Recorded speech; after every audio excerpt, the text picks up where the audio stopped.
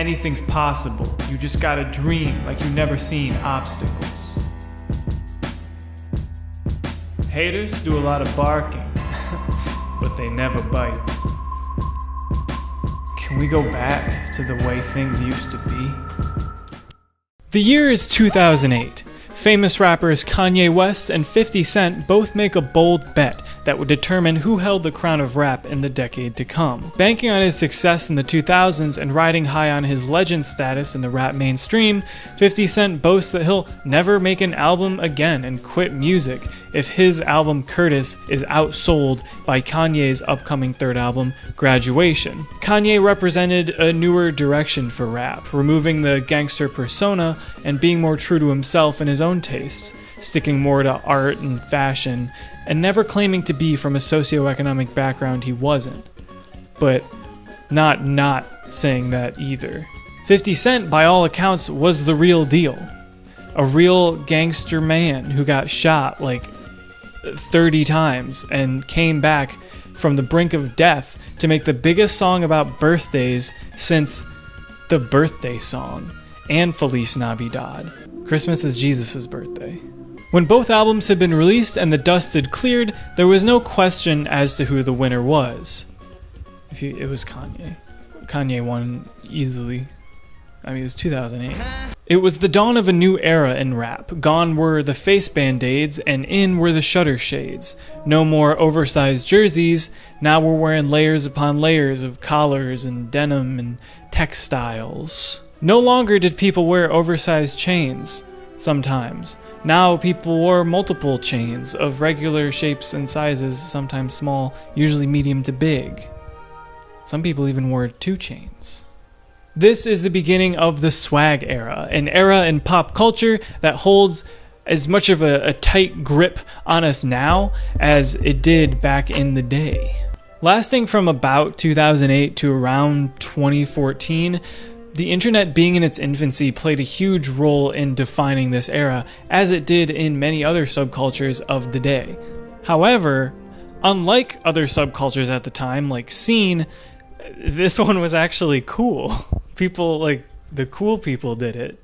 It wasn't counter to anything, it was mainstream, and it was represented by celebrities and famous musicians, and it wasn't niche. It wasn't a subculture, it was just pure culture. Because it was pure mainstream culture and derived from black art, it tore through the psyche of every suburban youth faster than 2 Girls, 1 Cup or the Cinnamon Challenge. Every kid wants to be cool, and in order to be cool, you have to talk like him and look like him and do what everyone else is doing. You only live once, so why not wear the Cookie Monster snapback? Why not wear the Chicago Bulls jersey even though you're from not Chicago? Why not pretend to know anything about Rob Dyrdek's Fantasy Factory? Just like last time we approached a subculture like this, we're going to look at it from a variety of different angles. Music, fashion, internet stuff, and how it's affected us in today's modern, turbulent, trying times. So, without further ado, let's get right into the tunes, innit?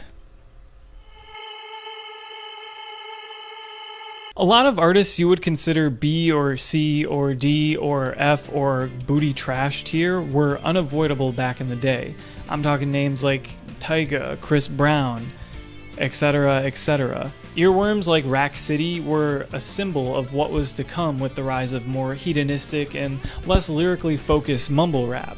When I was doing my research for this video, coming across a lot of these big names was like going through ancient ruins or like the city of Pompeii and recognizing all the ash encrusted people, but instead of like, you know, the dude who was caught like jerking it, it's Florida. Oh my god, I almost forgot B.O.B. What is there to say about B.O.B. that hasn't already been said?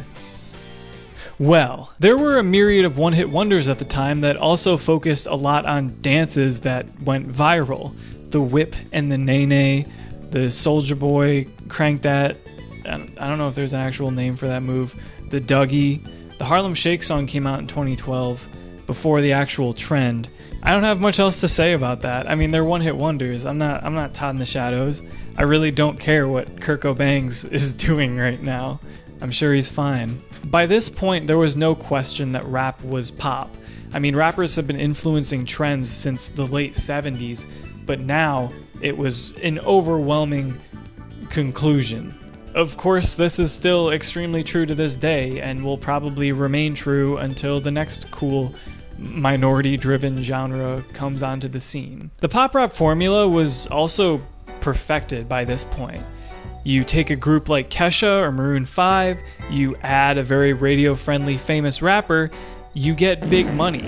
Of course, this wasn't the case with all pop names. You know, there was your one-offs, like I mentioned earlier, and you had groups like Fun, the anthem of my 8th grade formal dance, in which I walked into a pole trying to impress a girl, and later that night I actually fell off the top of a bounce house because of my hubris. I wanted to bounce super high again to impress the same girl, and I ended up getting a really bad bloody nose and I had to leave the dance early.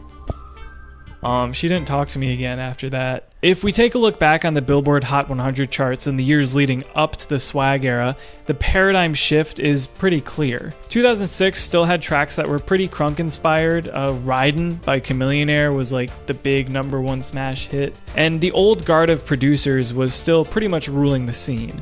Pharrell, Neptunes, Timbaland, etc., etc. But something's happening in 2007. Akon, Maroon 5, more people. Timbaland is still there though. Timbaland plays a large role. Timbaland never really leaves. We love Timbaland. Finally, 2008 is where we start to settle in to swag. Pa pa pa. We're cranking that. Pa. We're stanking that. And finally, introducing Mr. 29 electoral votes himself, Viva la Pitbull, Dale has arrived as well. Of course, we have to briefly talk about Drake if we're going to talk about late 2000s, early 2010s rap. His debut album, So Far Gone, dropped in 2008, along with most of the girls he's currently interested in. Shortly after, when he released Take Care and Marvin's Room, that was when he started to become Drake. But we're here to talk specifically about the song The Motto from that album, which has a remix featuring Tyga, which features the first known use of the phrase YOLO, something as important as the man standing on the moon, or President Kennedy's head, just doing that. Cementing itself firmly with cultural monuments of the time such as mustaches and silly cat pictures, it's impossible to not know what YOLO means by this point. I've already said it, you only live once. So literally, if you're watching this video up to this point, it's impossible.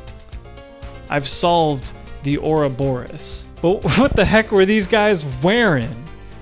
Crazy guys, sagging pants and stuff. Let's get into the fashion section. Fashion changes like the wind. Where in the past it was cool to wear baggier clothes, now everything was tight. Legend. The large oversized jeans were replaced with skinny fit jeans. I couldn't wear them because they'd pull out my leg hair and it would rub against my legs and it would just really hurt. I had to wear slim fit instead. I found that to be a happy medium. Slim fit jeans. I had a whole outfit planned for this section. I had like a snapback and like a bigger chain that was more gaudy and stupid, but they all broke. Of course, the aforementioned snapback hat was unavoidable at this time.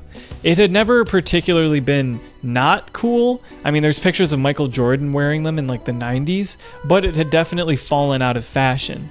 What brought it back into the mainstream was a song combining two of the worst people you know. Once again, it's Tyga and Chris Brown with their hit single, Snapback. Looking back, I would say Tyga is probably the most influential rapper of the swag era just in terms of trends, which is crazy considering how little he actually matters right now. I'm not sure what particularly, tanked his career. I mean, he's never had like good music, so that could be a factor. Being a predator to and dating young Kylie Jenner, also kind of iffy. I mean, that hasn't stopped anyone before. Streetwear companies like Diamond Supply Co., Vans, and Obey were littering the walls of every Zumiez and PacSun like dandelion petals after a harsh summer wind. While Hot Topic was relegated to the outcasts, this was where you'd go to look just like your cool favorite rappers, or whoever Justin Bieber was trying to look like, or pretty much any celebrity.